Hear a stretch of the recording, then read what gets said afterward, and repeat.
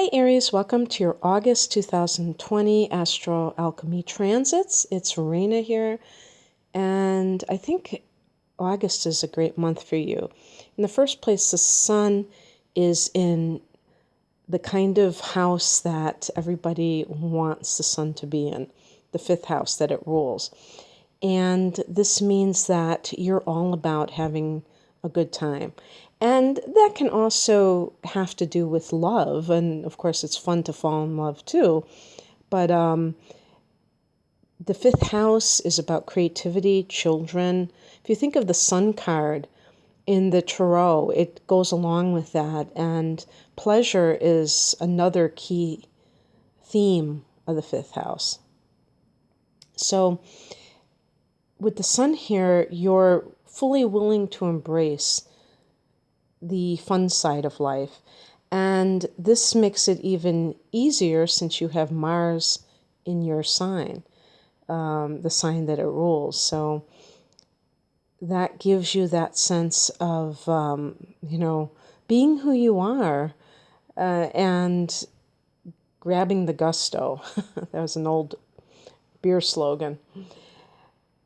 On the 3rd, we have a full moon at 11 degrees of Aquarius, and this is going to fall in your 11th house of friendships and groups. And this could be some kind of turning point, I would say, socially for you, whether it has to do with an individual friend that you have, that perhaps you have had a history of problems recently with, and you decide to part ways, or simply learning news about a friend, finding out something about a friend, ending your association with a particular group.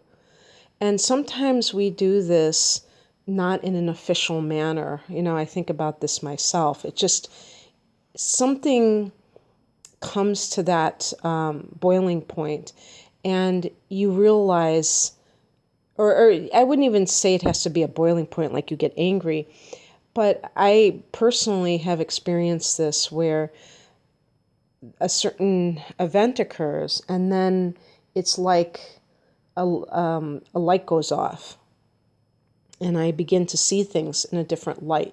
That can be the full moon too, where it illuminates a situation. So this would be in a social area for you. Now, the 11th house is also the house of hopes and wishes. So this is where you may fulfill one of your dreams as well.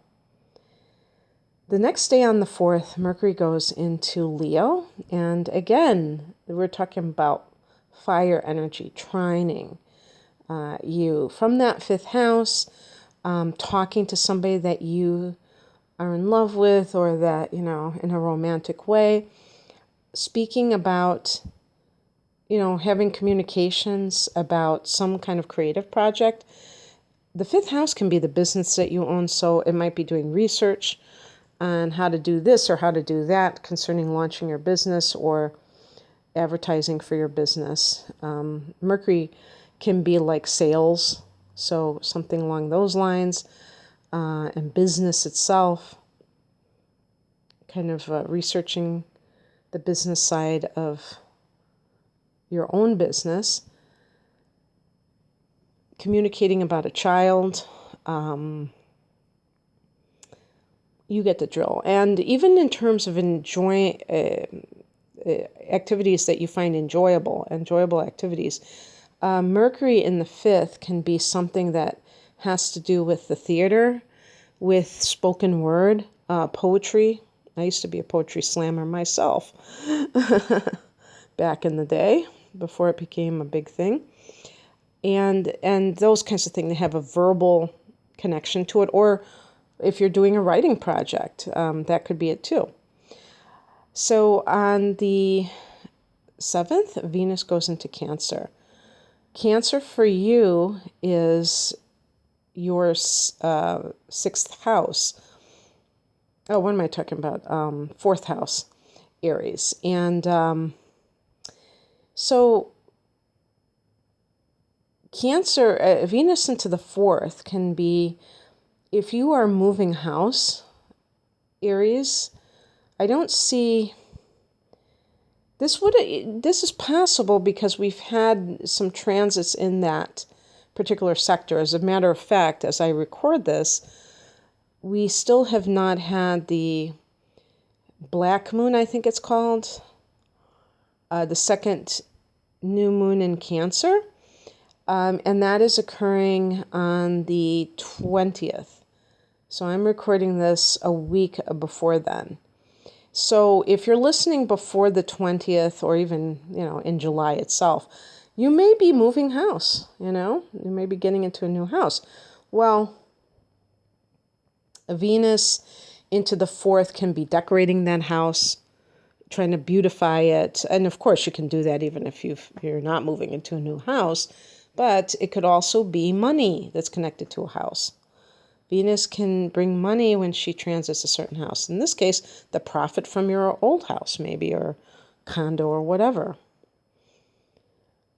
This can be harmony with your mom, some kind of, harmonious circumstances. And this would be particularly relevant if there have been more conflicts recently. So that's happening. And then on the 15th, Uranus goes retrograde in Taurus. So Taurus for you is your second house, Aries. Uranus has been in this house, I think it was, time goes so quickly. I should know this actually. And I know most of the transits, but it's been in and out. I would like to say 2019. I don't think it was this March when it did it. I'm just going to double check because I don't want to make a fool out of myself. But the point is, it's an outer planet. However, it must be 2019, like March of 2019, something. But it's an outer planet, but it becomes more personal when we look at where it's transiting our particular chart. And so in the second house, for the last year plus, actually probably more like 1.5 years at least, you may have been feeling a sense of your finances being touch and go or erratic, because this is the Uranian influence. And, it goes without saying that this is a general reading. So the timing that I give is not going to be accurate for most people because we use the unequal house system so that it's not neatly, a certain way. And we're also looking at, I don't know why I'm saying but I think most astrologers do as well. You need to know your, rising sign degree, or if you're listening for your sun sign degree, to be able to create the house divisions in a proper way. Uranus is only 10 degrees of Taurus as it goes retrograde. So it has just, gone 1/3 of the way into this sign as a transit. I hope that by discussing this, I haven't confused anybody even more. But the bottom line is that some of you may not have experienced this yet, where your finances seem like they're kind of all over the map. But I want to say that this is not, to me, a bad thing, and I'll tell you why. First of all, you're Aries, so you are comfortable with things not being very predictable. You're a risk taker. I think that a lot of people who get into the stock market, I'm talking about that make that as their living, stockbrokers and things like that, there has to be a certain daring to be able to do something like that, because the stakes can be quite high when you're dealing with other people's money. And some people just, that would be too unnerving for them. But the thing about Uranus being such a wild card is that it can work either way. So the wild swings can work in your favor, and you can just like maybe make a lot more money than you expected. So even though it's unpredictable, it can be something that you never predicted would be so good.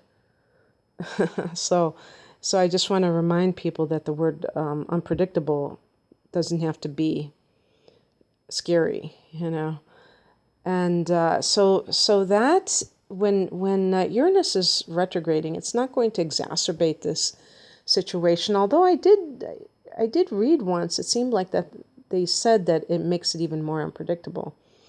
But I think that what it is about is taking assessment on what has changed thus far since Uranus has gone into this particular house. In the last 18 months or so, because I know that it did go briefly into Taurus and then it went back into Aries for a while. So that might have even been in 2018 when it first went into Taurus. But the point is that there's also an element of this where it might influence you to deal with things electronically. Uranus is about technology, and Taurus is about the monetary system. Of course, it's the money that you earn.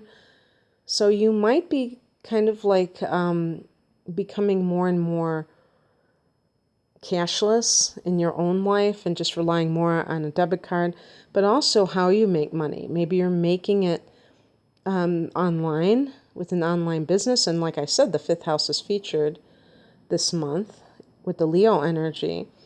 And there's also the element of Uranus being about freedom. So wanting financial freedom might be a theme for you. Of course, everybody does, but I mean, some people aren't really that motivated to go after it, and you might be. Okay. Oh, and another thing I would say too, it could be the type of work that you're earning money from. And Uranus might be something that's very offbeat, especially related to like astrology or energy healing, intuitive pursuits. On the 18th, there's a new moon at 26 degrees of Leo, and this is your opposite sign. So this is the opposite house. This is going to be the 7th house of committed partnership.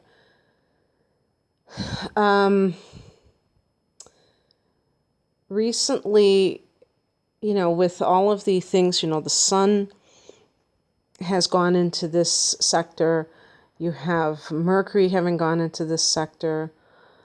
So you already have planets in that 7th house. You had Venus there for the first week of August. So chances are, if you are coupled, this is going to be a good time for your relationship.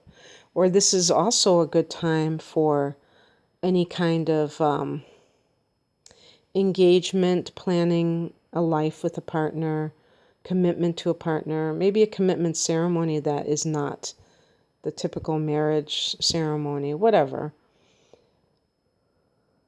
This can also be good for some sort of, if you have a legal case of there being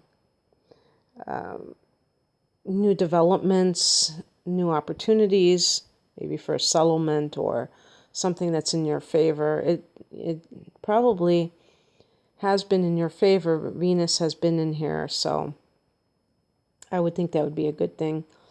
On the 19th, Mercury goes into Virgo, and that is, and the sun goes there a few days later on the 22nd.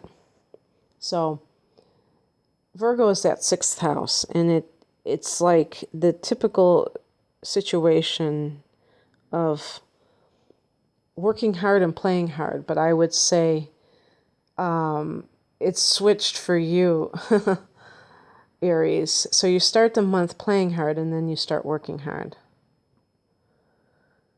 And, the sixth house is just about discipline, having structure in your life, or, order, if you will, kind of like organizing your life. And it's about the service that you do. So maybe you have some kind of vacation time earlier in August, not sure. I mean, that's a very common month to take vacations, especially since the children tend to go to school in late August or September. So it certainly would be the norm. But of course, 2020 is far from normal, so who knows? But if anything, regardless of other factors, you're still going to be in that mode, that kind of more serious mode of, well, I don't know about Virgo being serious, but more into the work angle in the last couple weeks of the month. Okay, that's what I have for you, Aries. I hope that you enjoyed this. If you'd like a private reading, the link is below. Have a great month. Take care. Bye.